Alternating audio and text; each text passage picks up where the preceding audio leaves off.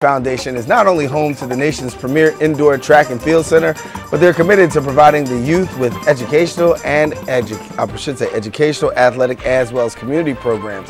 Now, their primary goal is to motivate them through track and field activities, college prep courses, computer classes, as well as cultural programs. Paul Harding, who is the summer program coordinator, is here to tell us a little bit more, and good to have you. Good morning.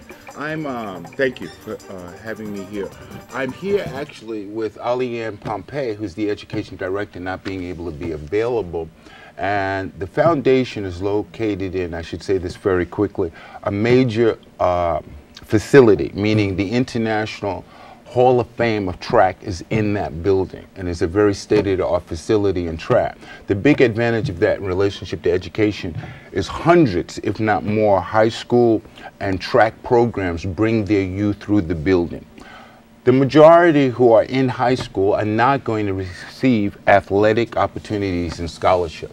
So the Armory Prep college program out of the foundation there helps guide and counsel and teach, including SAT, focusing on skills, college opportunities, where the most compatible opportunities, and in that regard, we're talking national and international just because of the track exposure itself. So you figure, many of the athletes that you have are, good people. They just are not going to go to that next level. So what's the response been like amongst them who really have had to really understand that it's going to have to be student first and athlete later?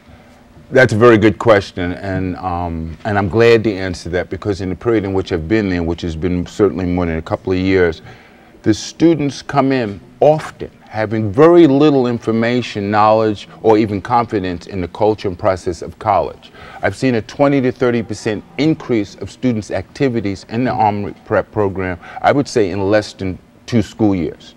And less than a big jump. Wow. So attending SAT, writing personal essays, going to counseling, recently visiting campuses of colleges in the state of Pennsylvania, driving the kids, making sure that they've got meals, that they're safe, that they have every opportunity for exposure to see not only can I go to college, I do not need to be a gifted athlete necessarily to go to college, and I have what it takes. So it's not only a lot of skills, it's a lot of encouragement in the culture of college itself. So when you talk about college, I mean, one of the things we talked about was counseling, and you talked about the program offers counseling. To many people, the C word is a bad word. Well, but, okay. but give a little bit of what that counseling actually is, so that way people may know. The counseling has to do with information and exposure to academic college opportunities. In other words, what does Ivy League mean? We can assume what that means.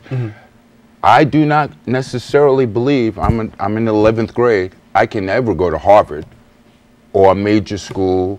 We're talking athletes who may be getting an athletic opportunity. The NCAA requirements are very different today than they were at another time in history.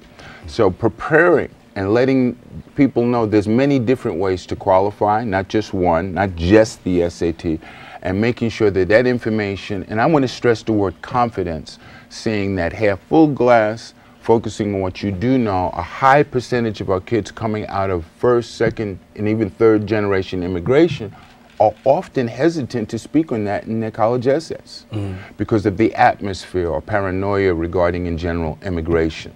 We'll counsel on to why you really want to talk about the fact that you came to New York in the 3rd grade, and look where you've arrived.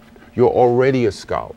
So when I say building confidence, I don't mean that in some generic way. I don't mean it in a rhetorical way. Right. Very specific. And when we also talk about, giving preparation to students before they be, understanding that students, may not necessarily transcend into athletes with a college scholarship, there is also some components that you have dealing with the NCAA as well, for those people who will be going to college. That's right. And letting them know exactly about the eligibility, because there are a lot of athletes that actually make themselves ineligible just by simply not knowing what they should do and what they shouldn't do. And that's what I mean by the culture. In other words, the fear, the paranoia is often very difficult for a 17-year-old who may not have been in New York, meaning the USA, 2 or 3 years of their lives. I have students right in front of me on a routine basis who are shy culturally. So letting them know what you have of self-worth that applies to the collegiate trip is a very major thing. We do have a particular counselor who focuses just on NCAA Division I athletes in terms of what's the best opportunity, which doesn't necessarily mean the best opportunity in terms of that athletic program at that university, because who's the coach there? Is the coach going to still be someone caring about you if you got hurt and your athletic collegiate career perhaps has ended?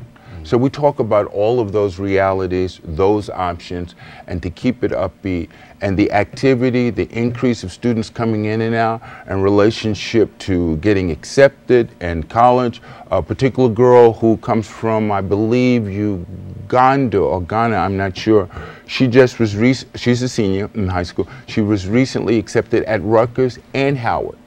That's kind of normal for us now. In other words, when we hear that, we're happy and proud for that particular student, but we're hearing it more and more and more to where we expect it. So the standard changes. Let me ask before we get out of here, because somebody says, listen, this sounds like a very good program. Want to get my child involved. What do they do? And who's eligible, I should say? I would say someone in track and field would be in general eligible. I do not want to speak for the director, but I do want to say the present director, who's pretty humble about this, I want to say her name again since we're on the air, is Alianne Pompey, who's a multi-Olympian. She's been to a few Olympics, and I believe she's on her way to another one.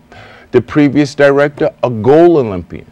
So we're talking about people whose global exposure, education exposure, and athletic exposure, they know what's on that horizon that's very possible for all of the youth. But to answer your question, they would need to contact the director, which I'm leaving you the information with that, or to send an email, because there's always exceptions. Because for she or the program to say no to a kid who may be familiar with the track world or is coming in from some other angle, I don't want to say it's an automatic no. That would not be true. All right. Well, thank you so much for coming and sharing with us. The best wishes. Thank you for what you're doing in terms of enlightening our young people. Thank you very much. I'm proud to. All right. Stay right.